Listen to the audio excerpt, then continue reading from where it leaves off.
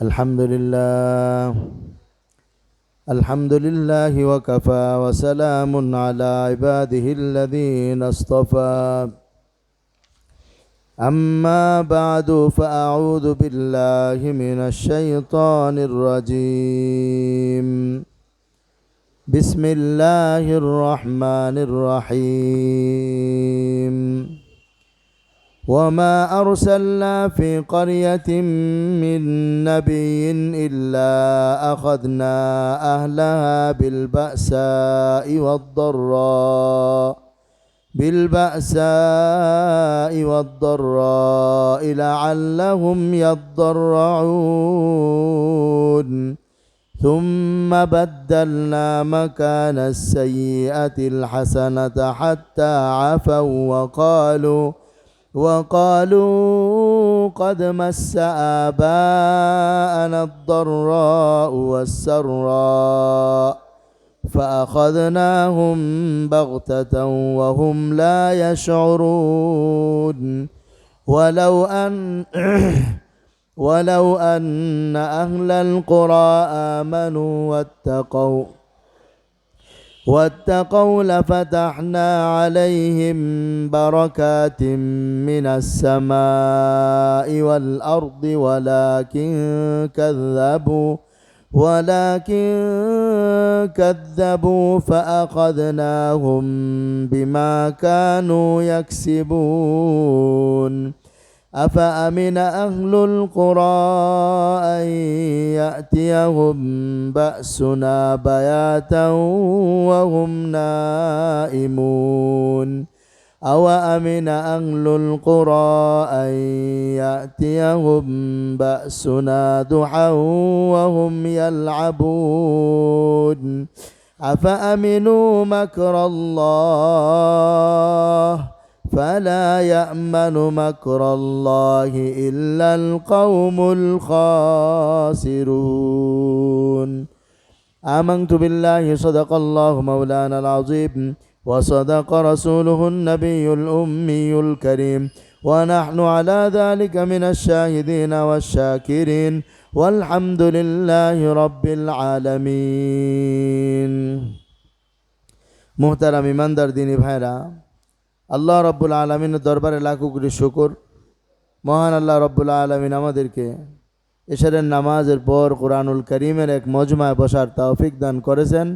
শুকর আদায় করে আলহামদুলিল্লাহ।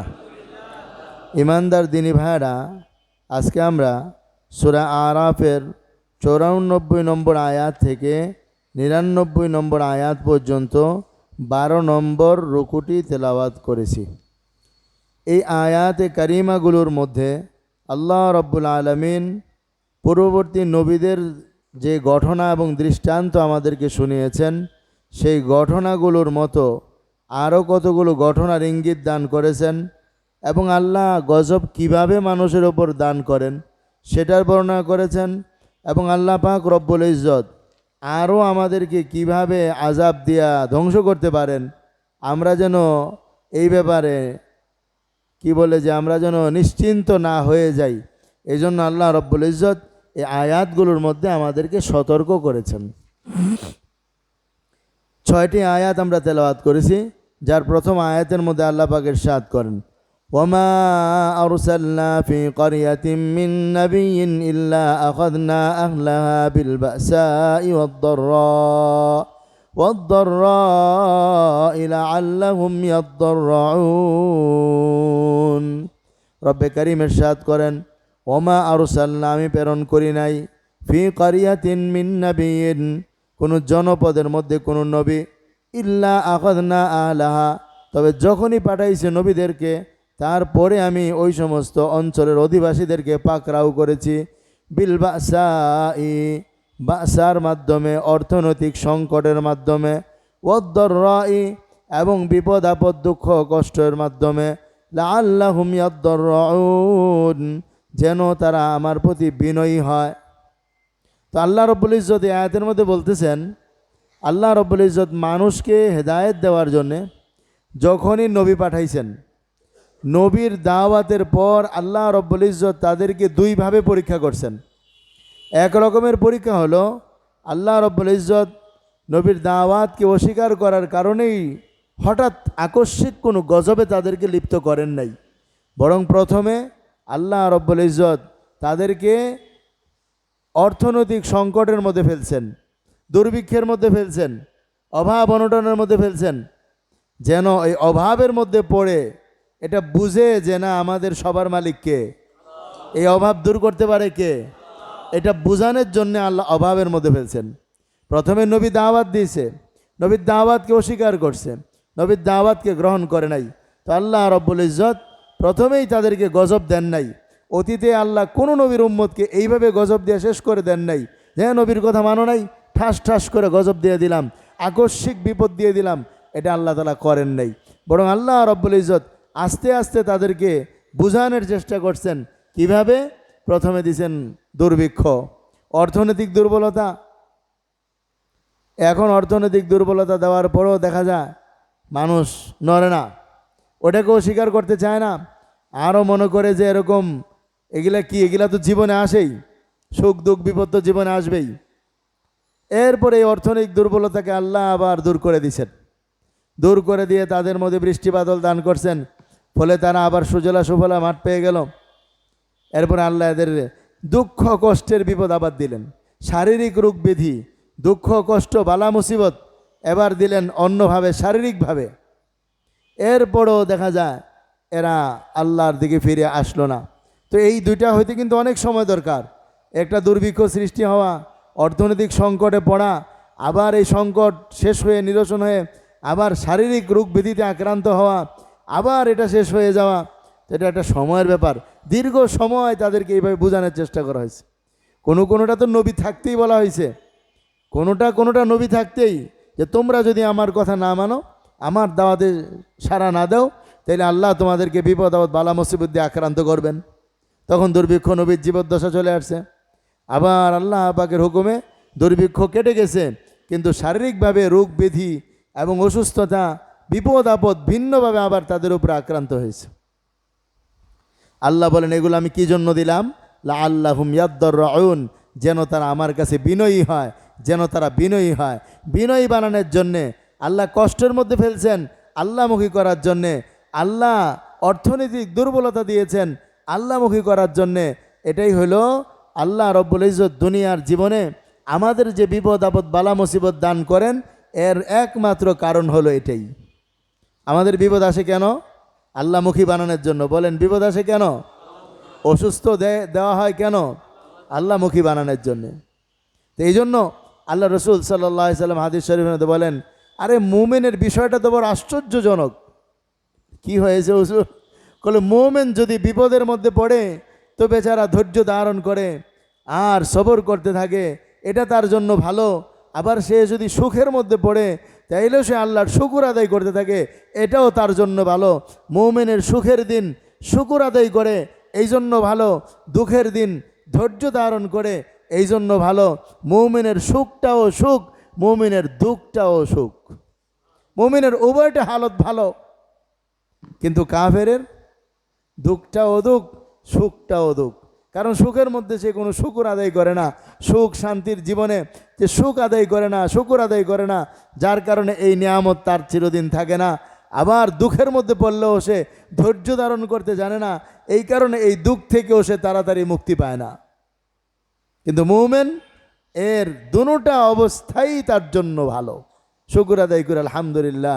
আল্লাহ রব্বুল ইজ্জত আমাদেরকে কি ধরনের সুযোগ সুবিধা আর ফ্যাসিলিটি দান করছেন। এরপর আল্লাহ বলেন, তুম্মা বাদদালনা মাকানাস সাইয়্যাতিল হাসানাতা হাত্তা আফাউ ওয়া ক্বালু ক্বাদ মাসসা আবা'ানা আদ-দাররা'উ ওয়াস-সাররা فأخذناهم بغتة وهم لا يشعرون। রব্বে কারীম ইরশাদ করেন, যখন তাদের উপর আমি বিপদ দিলাম, বালা মুসিবত দিলাম, অর্থনৈতিক দুর্বলতা দিলাম, এরপর আমি আবার এই বিষয়টাকে পরিবর্তন করে আবার তাদেরকে স্বাচ্ছন্দ্যময় জীবন দান করলাম। প্রথমে দুর্বলতা দিছে, অর্থনৈতিক দুর্বলতা, শারীরিক দুর্বলতা, রোগ ব্যাধি অসুস্থতা, এই যে একটা নিম্নতর অবস্থা, বিপজ্জনক অবস্থা, মহামারীর একটা অবস্থা, বলে আল্লাহ এটা আমি দূর করে দিয়া তারপর আমি আবার তাদের স্বাচ্ছন্দ্যময় জীবন দান করলাম, সুখের জীবন দান করলাম, সুখের সামগ্রী আমি আবার তাদেরকে দিলাম। দেখি বান্দা দুঃখের সময় তো ফিরে নাই, আবার সুখ দিলে কি এই কথা আল্লাহ বলে ডাক দেয় কিনা, দেখি আল্লাহ বলে ডাক দেয় কিনা, এই জন্য সুখ দিলাম। হাত্তা আফাও, এই পরিমাণ সুখ দিয়ে দিলাম, সুখ সামগ্রী দিলাম যে সবাই স্বাচ্ছন্দ্যময় জীবনে আবার ফিরে এসেছে। এখন এদেরকে যখন বলা হলো, দেখলা তোমাদের কিছুদিন আগে যে বিপদ আসলো, এটা আল্লাহ তোমাদের বিপদ দিছে তোমাদেরকে পরীক্ষা করার জন্যে। সে আল্লাহ বিপদ দূর করে দিয়ে তোমাদেরকে আবার আনন্দময় জীবন আল্লাহ দান করছেন। একবার শুকর আদায় করো, আলহামদুলিল্লাহ পড়ো, ওই আল্লাহকে একবার চেনো, ওই আল্লাহকে একটু জানতে চেষ্টা করো, ওই আল্লাহর কাছে মাথা নত করো, ওই আল্লাহর হুকুমকে মানো। আমি তো ওই আল্লাহর তরফ থেকে নবী হিসাবে প্রেরিত, তোমরা আমার কথাগুলোকে মানো। নবীরা যখন বুঝান তখন এসে বলে, ও তুমি এই কথা বলো?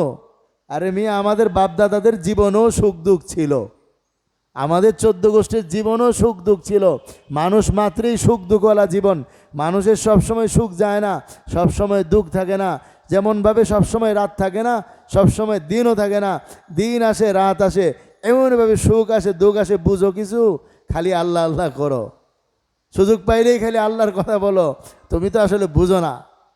এরকমই জীবন, আমাদের বাপদাদাদের জীবনটা আমরা এমনই দেখছি, কখনো সুখ কখনো দুঃখ। দেখেন এই জাতি হেদায়েত পাবে কোথার থেকে? ক্ষমতার মস্তদে বসলে আল্লাহর কথা ভুলে যায়, আর ক্ষমতা না পাইলে তখন আল্লাহর দোহাই ছাড়া আর কিছু থাকে না। এটা যেমন আগে ছিল, এখন আছে, ভবিষ্যতেও থাকবে। মানুষ মানেই অকৃতজ্ঞ, মানুষ মানেই নাফরমান। আল্লাহর কোরআনের মধ্যে আমাদেরকে বলা হয়েছে, ও কান আল ইনসান কাফুরা, মানুষ মানেই অকৃতজ্ঞ। দেখেন কত বড় অকৃতজ্ঞ। আল্লাহ সুখ দিলেন, দুঃখ দিলেন, আবার আল্লাহ তাআলা সেই দুঃখ দূর করে স্বাচ্ছন্দ্যময় জীবন দিলেন।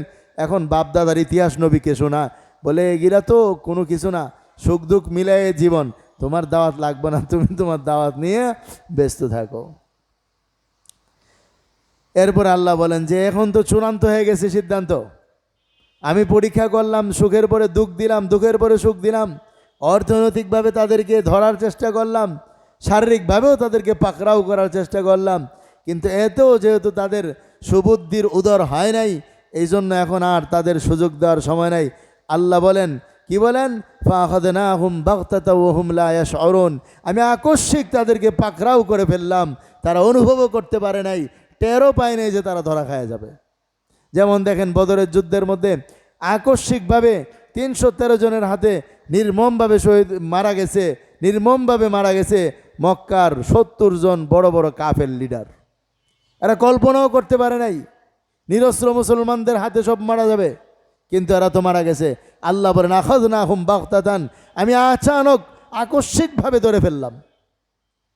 ঠিক এমনভাবে আল্লাহ রব্বুল ইজ্জত ঢিল দিতে থাকেন, ঢিল দিতে থাকেন, ঢিল দিতে থাকেন, কিন্তু একটা সময় এসে আল্লাহ হঠাৎ করেই কাউকে কাউকে ধরে ফেলেন। আল্লাহ তাআলার সুযোগ দান করেন না। সুযোগ তো আল্লাহ দিতেছেন, জীবনের উত্থান পতন, জীবনের এই স্বচ্ছতা দুর্বলতা, জীবনের এই স্বাচ্ছন্দ্যময় জীবনের দুঃখ বেদনা, এগুলো সব তো আল্লাহর পক্ষ থেকে এলান ছিল, এগুলো সব আল্লাহর পক্ষ থেকে সতর্কবাণী ছিল। কিন্তু আমি তো সতর্ক হলাম না, আমার বিবেক তো ভালোটা বুঝতে পারে নাই, আমি তো মন্দটাকেই বুঝছি, আমি তো ব্যাখ্যা বিশ্লেষণ করে করে এটাকে ব্যাখ্যা করে রাখছি। কিন্তু মেরে মোহতারাম দোস্ত, আল্লাহ রব্বুল ইজ্জত এতবার আমাকে সতর্ক করতে চেষ্টা করছেন, আমি সতর্ক হই নাই। এখন আল্লাহ আমাকে যখন আকস্মিক ধরে ফেলছে, এখন তার কোনো সুযোগ নেই। এরপর আল্লাহ রব্বুল ইজ্জত বলেন, এই যে কত জাতি ধ্বংস হইল, 5টা জাতির কথা গেছে, নূহ আলাইহিসসালাতু ওয়াসসালাম, সালেহ আলাইহিসসালাতু ওয়াসসালাম, সামুদ, সালেহ আলাইহিসসালাম, হুদ, আদ, এটা হলো কওমে শুআইব। এই 5 জাতির কথা আল্লাহ তাআলা বলছে। এরপরের আয়াতের মধ্যে বলছে আরও এরকম কত সম্প্রদায় ধ্বংস করে দিয়েছি, সবার নাম তো আল্লাহ আমাদেরকে কোরআনের মধ্যে শোনান নাই। তারপরে রব্বে কারিম দয়া করে মায়া করে খুব একটা মহব্বত আর ভালোবাসা দিয়া একটা মেসেজ আমাদেরকে দিচ্ছেন, একটা বার্তা আমাদের কাছে পৌঁছাচ্ছেন। আল্লাহ দেখেন কি ভালোবাসার মহব্বত নিয়ে এই কথাটা বলতেছেন। কি বলেন আল্লাহ? ولو أن أهل القرى آمنوا واتقوا ولو أن أهل القرى آمنوا واتقوا لفتحنا عليهم بركات من السماء والأرض لفتحنا عليهم بركات من السماء والأرض ولكن كذبوا فأخذناهم بما كانوا يكسبون رب كريم ارشاد করেন لو أن أهل القرى যদি জনপদের অধিবাসীগণ যদি গ্রাম শহর বন্দরের অধিবাসীগণ আমানু আমার উপর ঈমান আনতো আমি আল্লাহকে এক বলে স্বীকার করত আমার নবীকে সত্যায়ন করত আমার ইবাদত করত দেবদেবীর পূজা অর্চনাকে ছেড়ে দিত শুধু আমার সামনেই মাথা নত করত ওয়াত্তাকাউ এবং তাকওয়া অবলম্বন করত আমার ভয় দিলের ভিতরে রাখত গুনাহের কাজ করত না কার ভয়ে বলেন আল্লাহর ভয়ে মন্দ কাজ করত না কার ভয়ে যদি এই কাজটা তারা করত দুইটা কাজ একটা হলো আমার উপর বিশ্বাস স্থাপন করা দুই নম্বর হলো আমার ভয় দিলের ভিতরে রাখা আমার বান্দারা যদি এই দুইটা কাজ করত লাফাতাহনা আলাইহিম বারাকাতিম মিনাস সামাই ওয়াল আরদ আমি আল্লাহ তাদের জন্য আসমান আর জমিনের সমস্ত রহমতের দরজাগুলো খুলে দিতাম দুইটা কাজ করো বান্দা তোমার জন্য আমি আসমানের সমস্ত রহমতের দরজা খুলে দেব জমিনের সমস্ত রহমতের দরজা খুলে দেব যখন বৃষ্টি হওয়া দরকার তখন বৃষ্টি বর্ষিত হতে থাকবে যখন শিশির নামা দরকার তখন শিশির নামতে থাকবে যখন আসমান থেকে যা নামা দরকার তাই নামবে জমিন থেকে যা উৎপাদিত হওয়া দরকার তাই উৎপাদিত হবে সংকট হবে না বরকত আর বরকত প্রাচুর্যতার দ্বারা গোটা দুনিয়াটা কে ভরপুর করে দিতেন কয়টা কাজের বিনিময়ে এক নম্বর ঈমান দুই নম্বর তাকওয়া বলেন এক নম্বর ঈমান দুই নম্বর তাকওয়া ঈমান মানে আল্লাহকে বিশ্বাস করা নবীজিকে মানা আখিরাতকে মানা পরকালকে মানা শেষ বিচারকে মানা ফেরেশতাদের কথা মানা আসমানি কিতাবগুলোকে মানা এই তো ঈমান আর তাকওয়া মানে আল্লাহর ভয় যেখানে যাব কার ভয় মন্ত্রী হইলেও কার ভয় এমপি হইলেও কার ভয় থাকবে চেয়ারম্যান হলে কার ভয় থাকবে নামাজি হইলেও কার ভয় থাকবে বাড়িওয়ালা হইলেও কার ভয় থাকবে যখন সবার ভিতরে আল্লাহর ভয় কাজ করতে থাকবে তো আল্লাহ রব্বুল ইজ্জত বলেন বান্দা দুইটা কাজ তোমার জিম্মাদারি তাইলে আমিও রব্বে কারিম আসমানের দরজাও খুলে দেব জমিনের দরজাও খুলে দেব এত বরকত দিয়ে দিব যে তোমার জীবনে কোনো দিন কোনো কিছুর অভাব থাকবে না বরকত কাকে বলে তাফসীরের কিতাবের মধ্যে লিখে মাআরিফুল কুরআন আল্লাহ মুফতি শফি সাহেব রহমতুল্লাহ আলাইহি বরকত মানে এক নম্বর অর্থ বরকত মানে হইল অনেক বেশি হয়ে যাওয়া দুই নম্বর অর্থ হলো বরকত মানে অল্পটার ভিতরেই পর্যাপ্ত পরিমাণে হয়ে যাওয়া তিন নম্বরে বরকতের অর্থ হইল যে এটা বেশি হবে অথবা কম হবে তা না যখন যা দরকার ওই জিনিসটা চলে আসা আর বরকত শুধু মালের মধ্যে না বরকত মালের মধ্যে হবে টাকার মধ্যে হবে জায়গার মধ্যে হবে শৈলের মধ্যে হবে হায়াতের মধ্যে হবে কাজের মধ্যে হবে কথার মধ্যে হবে বরকতের কোনো অভাব নেই প্রথমে আসেন মালের বরকত কি মালের বরকত হইল আপনার 1 লাখ টাকা খাটাইলেন আল্লাহ রব্বুল ইজ্জত 6 মাসে আপনার 3 লাখ টাকার ব্যবস্থা করে দিছে এরকম হয় না হঠাৎ এরকম কেমন ব্যবসা হইতেছে হঠাৎ এরকম ব্যবসা একদম বিশাল লাগায় গেছে এটার নাম হলো হঠাৎ মালের মধ্যে আল্লাহ একদম প্রকৃত বরকত যেটা আমরা মনে করি বেশি হয়ে যাওয়া সেটাই দিয়ে দেয় আরেকটা হলো যে না ওরকম বেশি হয় নাই মাল ব্যবসা করতেছে স্বাভাবিকভাবেই বাড়তেছে কিন্তু এই বাড়ার মধ্যে তার ঘরের যে প্রয়োজন তাও পুরা হচ্ছে শরীরের যে প্রয়োজন তাও পুরা হচ্ছে গরিব মিসকিনের যে প্রয়োজন তাও পুরা হচ্ছে আত্মীয় স্বজনের যে প্রয়োজন তাও পুরা হচ্ছে ইনকাম তো স্বাভাবিকই কিন্তু শর্ট নাই টানাটানি নাই যখন যেটা দরকার ইনকাম দিয়ে ওটা পুরা হয়ে যাইতেছে ওটার নাম আরেক বরকত হইল মাল তো অল্প এটা হবে না বাহ্যিক দৃষ্টিতে কিন্তু এটাই যেন সবার জন্য হয়ে যাওয়া এটা তো সাহাবাই কেরাম রাদিয়াল্লাহু তাআলা আজমাইন চাক্ষুষভাবে পাইছেন হুজুর আকরাম সাল্লাল্লাহু আলাইহি ওয়াসাল্লাম জিন্দেগি ভর দেখাইছেন সাহাবা তাবেঈ তাবে আইম্মায়ে মুজতাহিদিন এরাও এদের জীবনে চাক্ষুষভাবে পাইছেন যেমন আল্লাহ রাসূল সাল্লাল্লাহু আলাইহি ওয়াসাল্লামের দরবারে সুফার মধ্যে ছাত্ররা ছিলেন সাহাবাই কেরাম ছিলেন প্রায় 70 জনের উপরে ঘরের মধ্যে 1 গ্লাস দুধ ছিল, আল্লাহ নবী যখন ঘরে আসলেন ঘর থেকে 1 গ্লাস দুধ দেওয়া হলো, অথবা হ্যাঁ 1 গ্লাস দুধ দেওয়া হলো। হুজুর আকরাম সাল্লাল্লাহু আলাইহি ওয়াসাল্লাম বেলালকে বললেন, বেলাল সবাইকে ডেকে নিয়ে এসো। হযরত বেলালকে হয়েছে কারবার, 1 গ্লাস দুধ সুফা না হইলেও 70-80 জন মানুষ আছে, সবাই মিলে যদি খায় তাতে আমি নিজেই পাবো না। ভাগ তো আমারে সবাই ভাগ করতে দিবে, খানাটা তো আমার খাইতে হবে, শেষে আমি কিছুই পাবো না। থাক, আর নবীজি আদেশ করছেন, কিছুই করার নাই, করাই লাগবে। মনে মনে এত সব কথা। যেই আল্লাহ নবী দুধ নিয়ে আসলো, বলে সবাইরে খাওয়াও। হযরত বেলালকে মনে মনে যে ভাবছিলাম না, ওটাই তো হয়েছে। সবাইরে খাওয়ানো শুরু করছে, সবাই বিসমিল্লাহ বলে খাইতে খাইতে খাইতে খাইতে একদম পুরা 70 জন মানুষ 1 গ্লাস দুধ খাইছে, 1 ইঞ্চিও দুধ কমে নাই। আল্লাহ নবীর হাতে না দিছে, নবীজি বলেন বেলাল তুমি খাও। হযরত বেলাল খাইতে আরম্ভ করলেন, বলে ইয়া রাসূলুল্লাহ নেন। কোনা বেলাল আরও খাও। হযরত বেলাল আরও খাইলেন।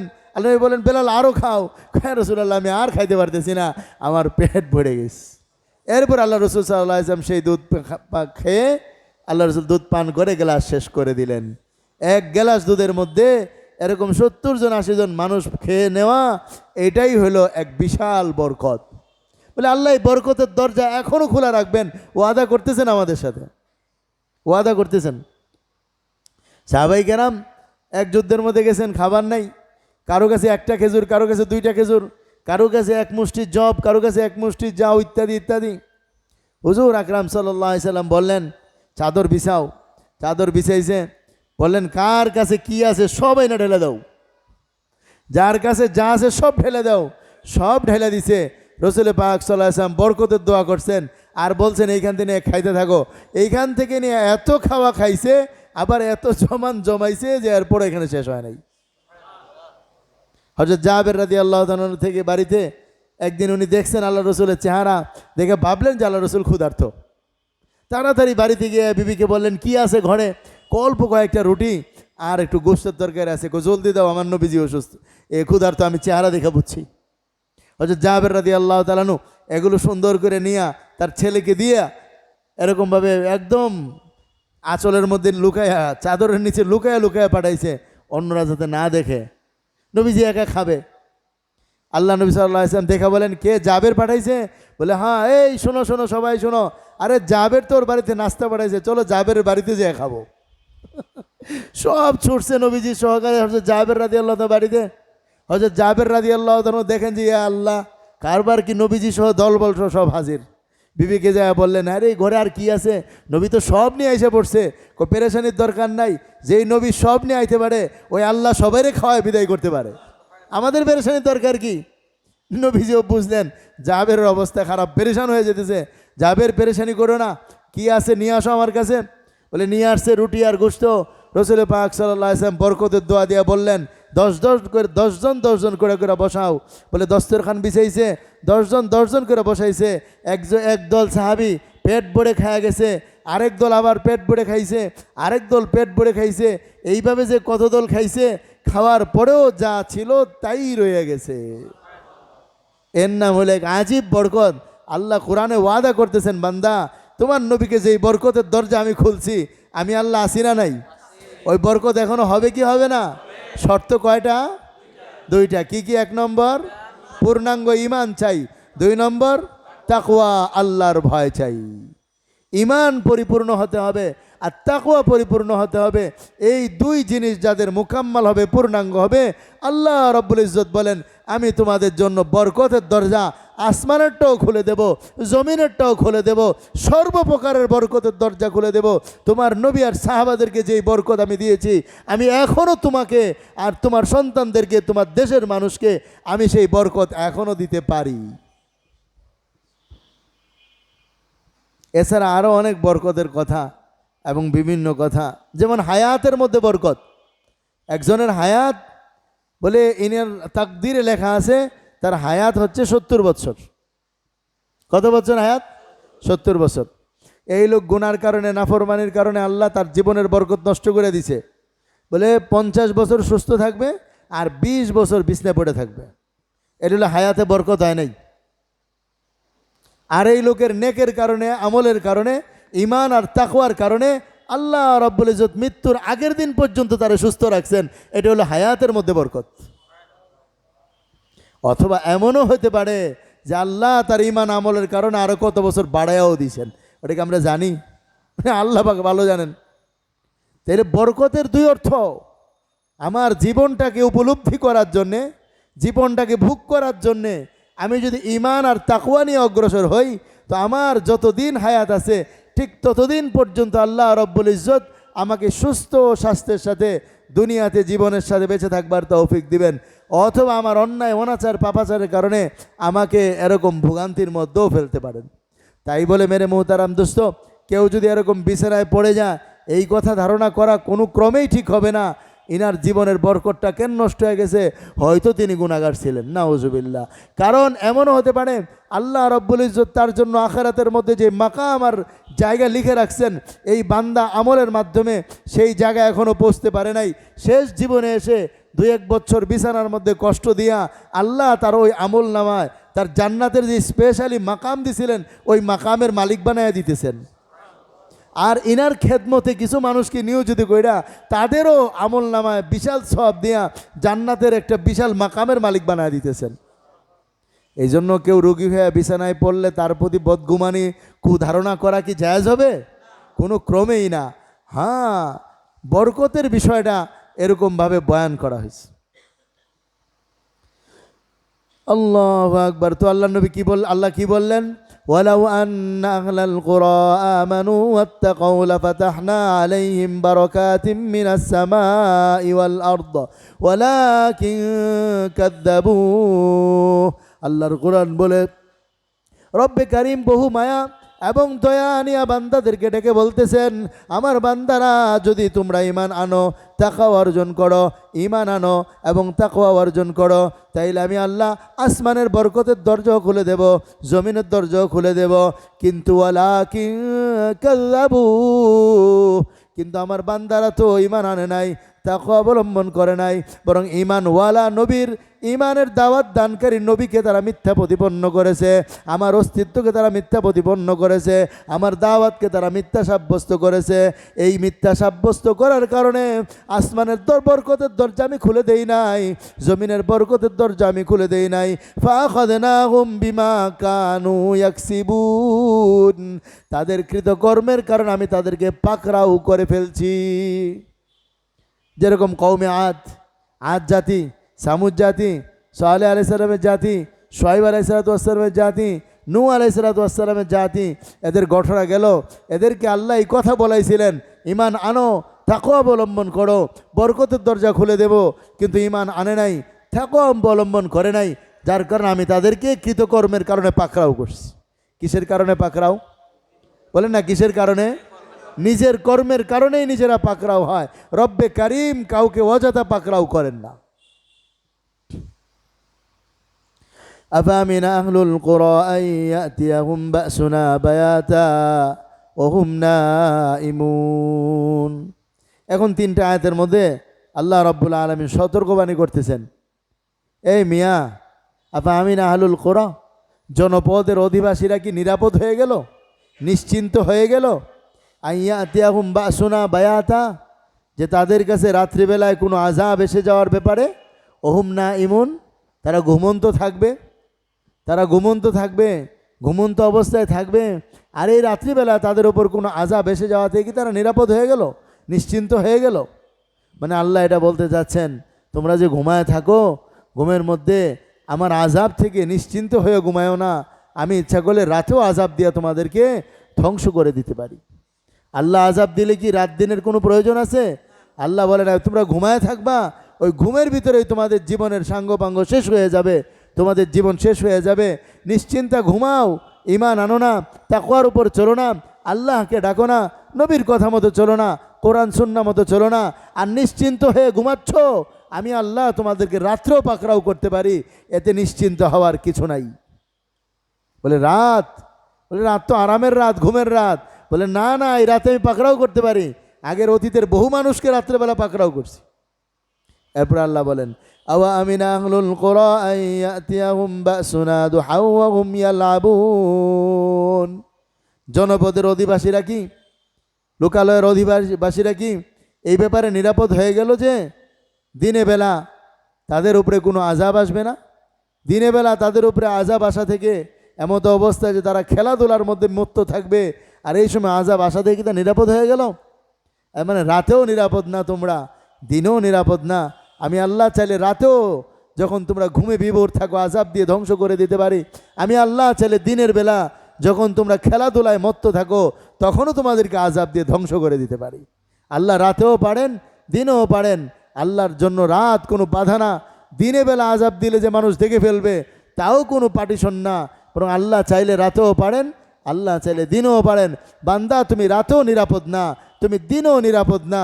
তোমার নিরাপত্তা দুই জিনিসের মধ্যে, একটা হলো ঈমান, আরটা হলো তাকওয়া।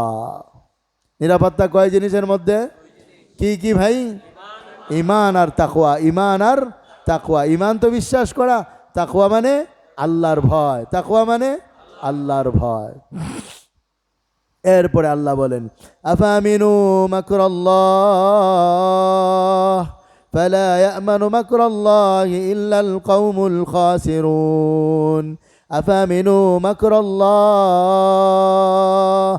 তারা কি আল্লাহ পাকের সূক্ষ্ম কৌশল থেকে নিরাপদ হয়ে গেল? তারা কি আল্লাহ পাকের সূক্ষ্ম কৌশল থেকে নিশ্চিন্ত হয়ে গেল? ফালা ইয়ামানু মাকরাল্লাহ ইল্লাল কওমুল খাসিরুন। ক্ষতিগ্রস্ত মানুষ ছাড়া আল্লাহ পাকের কৌশল থেকে কেউ নিশ্চিন্ত হতে পারে না। তারাই কেবল নিশ্চিন্ত যারা ক্ষতিগ্রস্ত, যাদের জীবন ক্ষতির ভিতরে, যাদের শেষ ক্ষতি হবে, যারা জিন্দিগি ভর ক্ষতির ভিতরে থাকবে, যারা কখনো ক্ষতি থেকে উঠে আসতে পারবে না, যারা জাহান্নামী হবে, এরাই কেবল আল্লাহ রব্বুল ইজ্জতের পাকড়াও থেকে, সূক্ষ্ম কৌশল থেকে নিশ্চিন্ত থাকে, নতুবা কেউ নিশ্চিন্ত থাকে না। আমাদেরকে কিসের মেসেজটা দেওয়া হলো?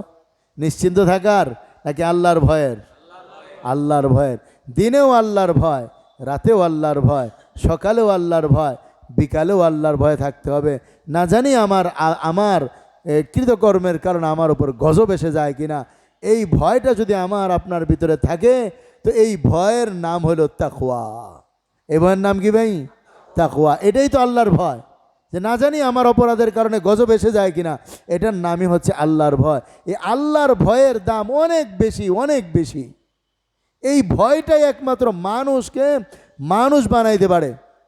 এছাড়া কোনো ভয় মানুষকে মানুষ বানাইতে পারে না। অস্ত্রের ভয় মানুষকে মানুষ বানাইতে পারে না, পুলিশের ভয় মানুষকে মানুষ বানাইতে পারে না, আর্মি র্যাবের ভয় মানুষকে মানুষ বানাইতে পারে না। যদি বানাইতে পারতো এতদিনে সব মানুষ মানুষ হয়েই যেত। কিন্তু দুর্নীতি আজও কি বন্ধ হয়ে গেছে? কত দুর্নীতির বিরুদ্ধে কত কোটি কোটি টাকা খরচ করা হইতেছে। যারা দুর্নীতি বিরুদ্ধে, এদের বিরুদ্ধে আবার দুর্নীতির মামলা পাওয়া যায় সময়ে সময়ে। যারা দুর্নীতির বিরুদ্ধে কাজ করে এদের বিরুদ্ধে আবার দুর্নীতির মামলা উঠে সময়ে সময়ে। কারণ আল্লাহর ভয় নাই আমাদের ভিতর। কার ভয় নাই?